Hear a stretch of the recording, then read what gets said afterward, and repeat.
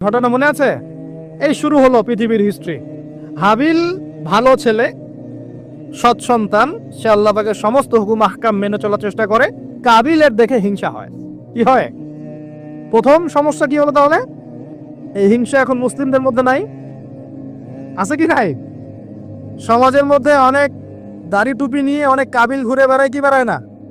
দেখতে মনে হয় আমাদেরই মতো, কিন্তু আমরা মরলে মিলাদ দিবে, ভাবটা এরকম। হ্যাঁ, দেখা যায় যদি কোনোদিন কোনো সমস্যা হয় মিষ্টি বিতরণ করা শুরু করবে। এক মুসলমান ভাই জেলে চলে গেছে, আর একজন মিষ্টি বিতরণ করা শুরু করতেছে। এই হয়েছে না অবস্থা? হয়েছে কি না? এখানে কাবিল আর হাবিলের সেই হিংসা আছে কি নাই? এখন আল্লাহর শাস্তি কি হলো দেখেন। এবার কাবিল তো হাবিলকে হত্যা করে ফেললো। ব্যাস, আল্লাহ রাব্বুল আলামিন কাককে পাঠালেন। কাকে?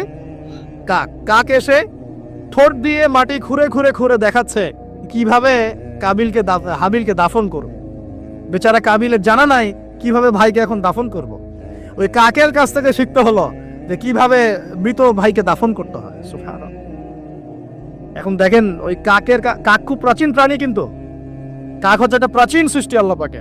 আল্লাহ কাককে পাঠিয়ে দিয়েছেন, দিয়ে মাটি খুঁড়ে দেখিয়েছেন যে দেখো এইভাবে কি করতে হয়, দাফন করতে হয়। একটা কাক যদি মারেন, দেখবেন পুরো এলাকার কাক এসে জড়ো হয়ে গেছে। দেখছেন? কাক কিন্তু ইতিহাসের প্রথম খুনাখুনি সাক্ষী কাক।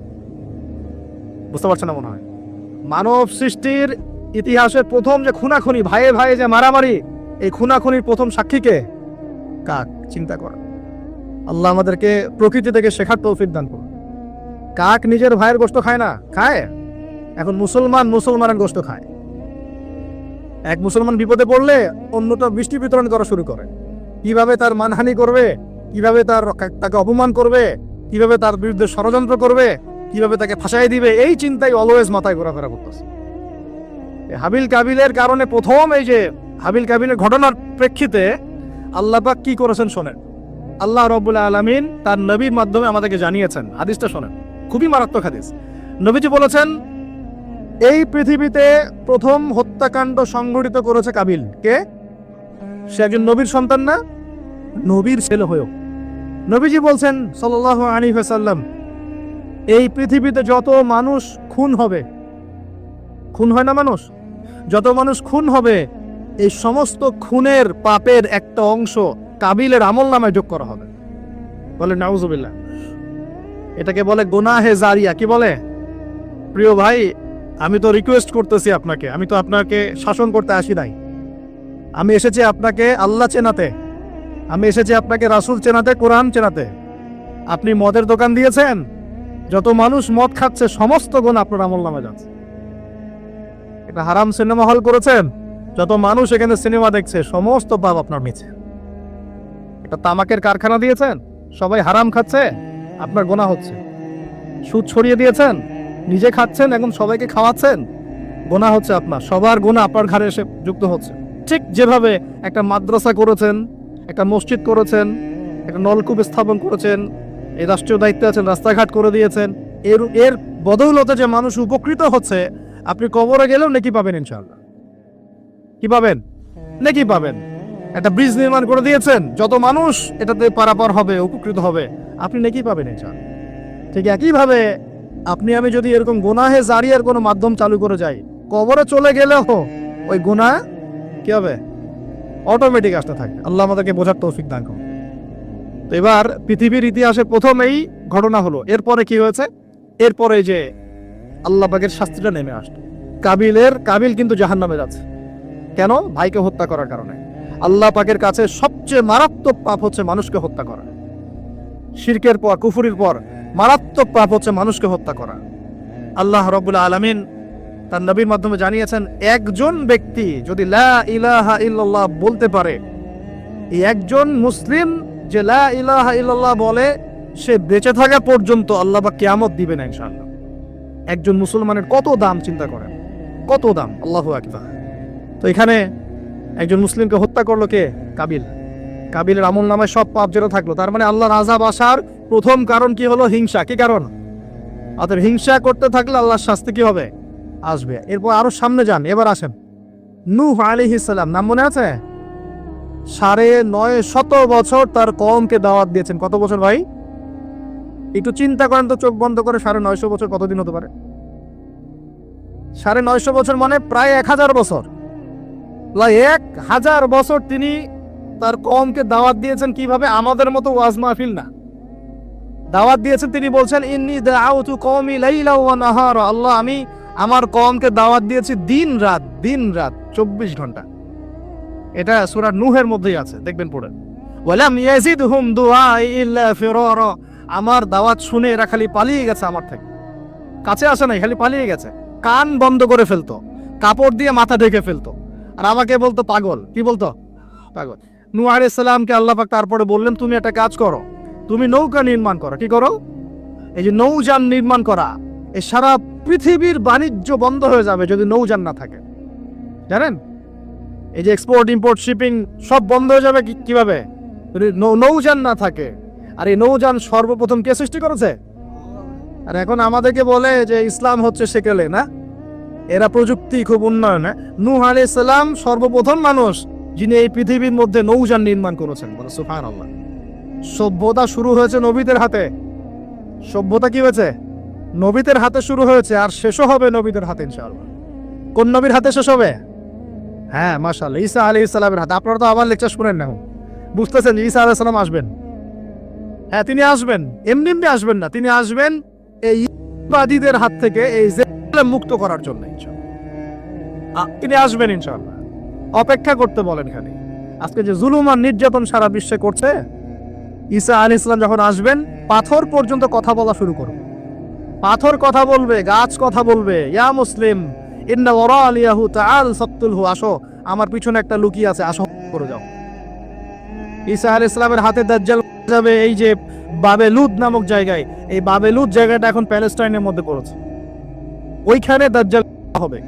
ঈসা আলাইহিস সালামের নিঃশ্বাস তার গায়ে গিয়ে লাগবে, ও মারা যাবে।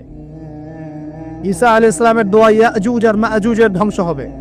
ঈসা আলাইহিস সালাম থেকে পুরো বিশ্বে আবার ইসলামিক খিলাফা কায়েম করবেন ইনশাআল্লাহ। এটা না হওয়া পর্যন্ত কিয়ামত হবে না ইনশাআল্লাহ তাআলা। অতএব হতাশার কিছু নেই। তো যেটা বলছিলাম, সভ্যতা শুরু হয়েছে নবী দ্বারা, শেষ হবে কার হাতে? নবীর হাতে। এখন নূহ আলাইহিস সালাম 950 বছর দাওয়াত দিয়ে কি ফলাফল হলো? 40টা বা 80টা পরিবার ইসলাম কবুল করেছে। কতটা? এখানে তো আপনারা মাশাআল্লাহ হাজার মানুষ বসে আছেন, কথা শুনছেন, সৌভাগ্যের বিষয়। সারা জীবন দাওয়াত দিয়ে 40 বা 80টা ফ্যামিলি। আল্লাহ পাক বললেন, নৌযান নির্মাণ করো, আমার আযাব আসতেছে। কি আসতেছে? আযাব আসতেছে। কেন আযাব? কারণ এই মানুষগুলো, নূহ আলাইহিস সালামের কওমের লোকগুলো একটা মহাপাপ করেছে। তারা ওয়াদ্দা, ইয়াগুস, ইয়াউক, নাসর এরকম কিছু মূর্তি বানিয়ে নিয়েছে, এবং এই স্ট্যাচুগুলো তারা ওয়ার্শিপ করত, উপাসনা করত। এমনি এমনি উপাসনা করতো না, আপনাকে বুঝাচ্ছে। প্রথম যে প্রজন্মটা ছিল ওদের, ওই প্রজন্মকে শয়তান ওয়াসওয়াসা দিয়েছে কি, যে এই ওয়াদ্দা, ইয়াগুস, ইয়াউক, নাসর এই যে নামগুলো সূরা নূহে আছে, এই ব্যক্তিরা ছিল খুব পুণ্যবান সৎ ব্যক্তি, তারা খুব ভালো আল্লাহওয়ালা ছিল, আল্লাহর ওলি ছিল। শয়তান ওয়াসওয়াসা দিয়েছে যে তোমরা এই তাদের মূর্তি নির্মাণ করে মসজিদের বাইরে রেখে দিবে। মসজিদের কোথায়? বাইরে। যাওয়া আসার সময় ওদেরকে দেখলে একটা মানে উৎসাহ আসবে যে আমরাও তাদের মতো হই। শয়তান এইভাবে নেক্সট স্রোতে ধোকা দিয়েছে। ওই জেনারেশন এই কাজটাই করেছে। এরপর আরো 100-200 বছর চলে গেছে, শয়তান এবার পরের জেনারেশনকে ওয়াসওয়াসা দিয়েছে, আরে তারা তো অনেক বড় বড় মানুষ ছিলেন, এখন মসজিদের বাইরে না, ওদেরকে ভিতরে ঢুকাও। এবার তারা ওই মূর্তিগুলো সব ভিতরে ঢুকানো শুরু করেছে। এটা হিস্ট্রি পড়ে দেখেন, তাফসীর আছে, জালালাইন পড়ে দেখেন, ইবনে কাসির পড়ে দেখেন। তো এবার তারা ঢুকালো ভিতরে, সেজদা করছে না কিন্তু মূর্তিতে, তারা খালি রেখে দিয়েছে ভিতরে, কি তাদেরকে দেখবো, দেখে আমার ইবাদতে মনোযোগ আসবে। উদ্দেশ্য কিন্তু ভালো, উদ্দেশ্য কি ভালো। এবার এই প্রজন্ম যখন চলে গেল, পরের প্রজন্মকে শয়তান বলছে, আরে তারা আল্লাহর ওলি ছিল, তাদের কাছে চাইলেই পাওয়া যাবে। এবার সরাসরি সেজদা শুরু হলো মূর্তিতে। এইভাবে গ্র্যাজুয়ালি আস্তে আস্তে আস্তে আস্তে শয়তান প্রথম মূর্তি পূজা চালু করেছে বিশ্বের মধ্যে। বুঝলেন কিভাবে? নেক্সট শুরুতেই ধোকা দিয়েছে শয়তান। আমরাও এখন মুসলমানরাও সুবহানাল্লাহ, আমরাও এখন এগুলোর পিছনে পড়ে যাচ্ছি, পড়ছি না? সবার ঘরে ঘরে ছবি, মূর্তি এখন, সুবহানাল্লাহ। আর এই যে আমাদের সেলফি সংস্কৃতি, এটাও তো একটা মূর্তির অংশ হয়ে যাচ্ছে। প্রয়োজনীয় ছবি তোলা যায়, অপ্রয়োজনীয় ছবি তোলার কি দরকার আছে? মুসলিমরা কি করবে? আসসালামু আলাইকুম রাহমাতুল্লাহ, ওয়ালাইকুম আসসালাম রাহমাতুল্লাহ, মুসাফা করবে, মুসাফা থেকে ফারেক হওয়ার আগেই গুনাহ সব ঝরে পড়ে গেছে। এইটা সুন্নত। ভাই তাকান, দুই তাকান, ভাই হুজুর তাকান, কি দরকার আছে এগুলা? প্রয়োজন নাই। আর এগুলো আমাদের পরকালে বাঁচাবে না। পরকালে বাঁচাবে? যে নবীর যত সুন্নত অনুসরণ করবে সে নবীর তত কাছে থাকবে। তো দেখেন, নূহ আলাইহিস সালামের সবচেয়ে বড় পাপ কি ছিল? ওই কওমের, নূহ আলাইহিস সালামের কওমের সবচেয়ে বড় পাপ কি ছিল? শিরকের পাপ। কিসের পাপ? শিরক আর কুফর। এর ফলে আল্লাহ পাক কি করলেন দেখেন। এরপর আল্লাহ পাক বলছেন, তুমি সবগুলোকে এক জোড়া করে উঠাও নৌকায়। এখন যত এই যে প্রজাতির গাছপালা দেখছেন, পশু পাখি দেখছেন, সব এক জোড়া করে তিনি উঠালেন। কোথায়? তাহলে চিন্তা করেন নৌকাটা কত বড় ছিল, বিশাল। আল্লাহু আকবার। সব এক জোড়া করে উঠালেন। এরপর আল্লাহ রাব্বুল আলামিন বলছেন যে ফারাতান নূর, একদম মাটি ফেটে থলথল করে পানি বের হওয়া শুরু হলো। আসমান থেকে প্রবল বৃষ্টি বর্ষণ শুরু হলো। আল্লাহ সূরা হুদের মধ্যে বলছেন যে বৃষ্টির ফলে স্রোতগুলো এত উঁচু ছিল যে পাহাড়ের উপর দিয়ে উঠে যাচ্ছিল স্রোতগুলো। পাহাড়ের উপর দিয়ে পানির স্রোত যাচ্ছে।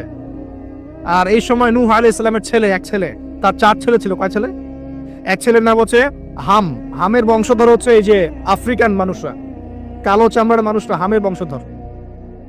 এক ছেলের নাম শাম। শামের বংশধর হচ্ছে আরবরা, এই যে আরব পেনিনসুলা যারা থাকে এরা শামের বংশধর। এক ছেলের নাম ইয়াফাস। ইয়াফাস হচ্ছে ইউরোপিয়ান যারা, পশ্চিমারা, এর ইয়াফাসের বংশধর, রোমানরা। আরেক ছেলের নাম হচ্ছে কেনান। কি নাম? এই কেনান ওই পাহাড়ে উঠে বলছে যে পাহাড় আমাকে বাঁচাবে। কে বাঁচাবে? পাহাড়। আমার দরকার নেই ওঠার, তুমি যাও গা, পাহাড় আমাকে বাঁচাবে।